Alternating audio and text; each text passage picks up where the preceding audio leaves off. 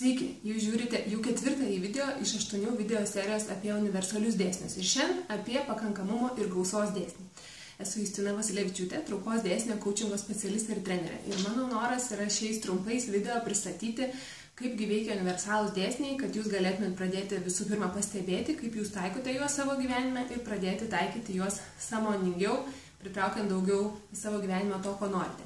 Ir šiandien pakankamumo ir gausos dėsnis. Labai mielas širdžiai yra man šitas dėsnis, nes jisai sako, ir čia išduosiu jums nedidelę paslaptį, kad visko šitoj planetoje yra gausa, yra daug, be galo daug.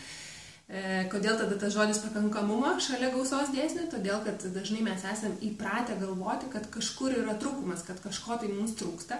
Ir jeigu mes esam trūkume, tai mums sunku yra nueiti iškart į gausą, nes tai yra du priešingi dalykai. Tai dėl to pirmiausia, mokomės nueiti į pakankamumą ir pamatyti, kad visko šitam gyvenime mes turim pakankamai. Ir kai galvojam apie gausą, tai mane pačią labai įkvėpė pavyzdžiai iš gamtos. Pasižiūrėkit, kiek yra saulės šviesos, kiek yra debesų danguje. Niekada nėra trūkumo. Kiek yra pušies spyglių ant kiekvienos pušies, kuri auga miške. Kiek yra vandens vandenyne, tai yra gausa, yra begalė, be galo daug.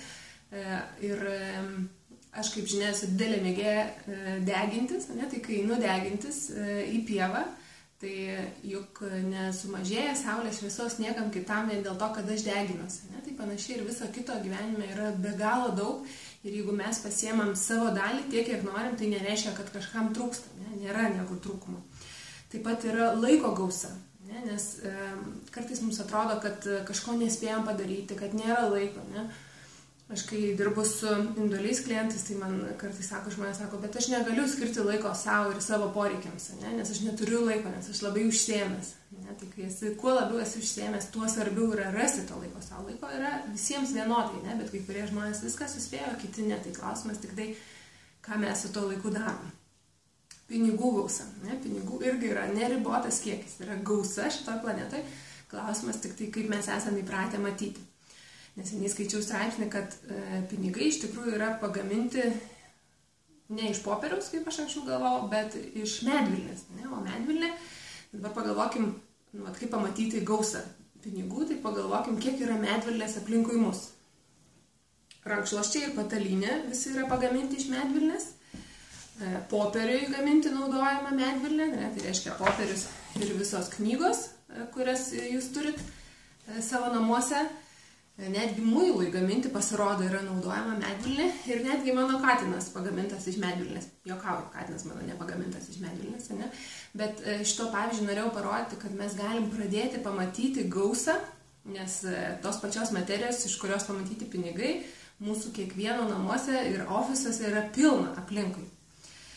Tai klausimas yra su pakankamumo ir gausos dėsniu yra tai, į ką mes atkreipiam dėmesį. Ar mes koncentruojamės į tai, ko trūksta ir tada traukos dėsnis atsiunčia mums to daugiau, ar mes koncentruojamės į tai, ko yra gausa, ar bent jau pakankamai. Tai jeigu jums atrodo, kad pavyzdžiui laiko jums nuolat trūksta, tai pradėkit pastebėti, kad laiko yra iš tikrųjų pakankamai, kai jūs nusprendžiat ir pagalvojat ir susidėliojat savo dieną, ką jūs iš tikrųjų norit nuveikti. Tada galit viską suspėti. Taigi, mano kvietimas jums, pastebėkit, kiek daug gausos yra jūsų gyvenime ir pradėkit pastebėti, kiek visko yra pakankamai, jeigu dar nematot gausos. Su šituo video 4 mes įpusėjom šių seminarų, šių video ciklą ir man smalsu, kaip jums sekasi, ką jūs pastebit, ką pritaikot, kokie kyla klausimai. Dėkoju tiems, kurie jau parašėt man, kurie dalinatės, kas vyksta jūsų gyvenime. Tie, kurie dar to nepadarėt, prašau, parašykit komentarą po šio video arba atsiųskit man žinutę. Parašykit, man įdomu, kiek ta informacija jums yra naudinga, vertinga.